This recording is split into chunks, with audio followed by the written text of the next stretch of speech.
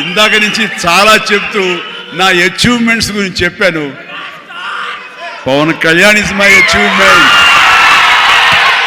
Ram Charan is my achievement, నా ఫ్యామిలీలో ఉన్న అందరు బిడ్డలు అందరూ కూడా నా అచీవ్మెంట్. వీళ్ళందరూ చూస్తుంటే ఇది కదా నేను సాధించానని.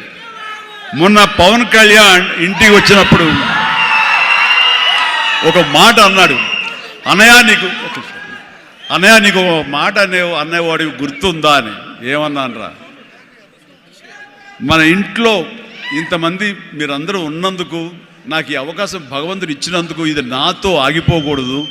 ఒక రాజ్ కపూర్ ఫ్యామిలీలో ఎంతమంది ఎలా ఉన్నారో ఆ రకంగా మరొక రాజ్ కపూర్ ఫ్యామిలీ మన మెగా ఫ్యామిలీ అవ్వాలి అని నువ్వు చెప్పావు.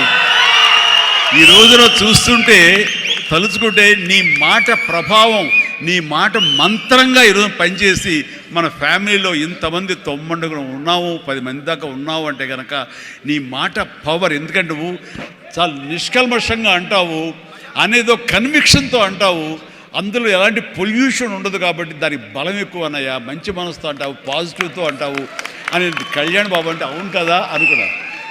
తెలియకుండా అదే ఒక పత్రిక కపూర్ ఫ్యామిలీ ఆఫ్ సౌత్ అంటూ మా గురించి ప్రస్తావించినప్పుడు, హా భగవంతుడా, ఇది మా గొప్పతనం కాదు, నువ్వు ఈ ప్రజలు, నా అభిమానులు, ఈ ప్రేక్షకులు మమ్మల్ని ఆదరించారు కాబట్టి మేము ఈ స్థాయిలో ఉన్నాము.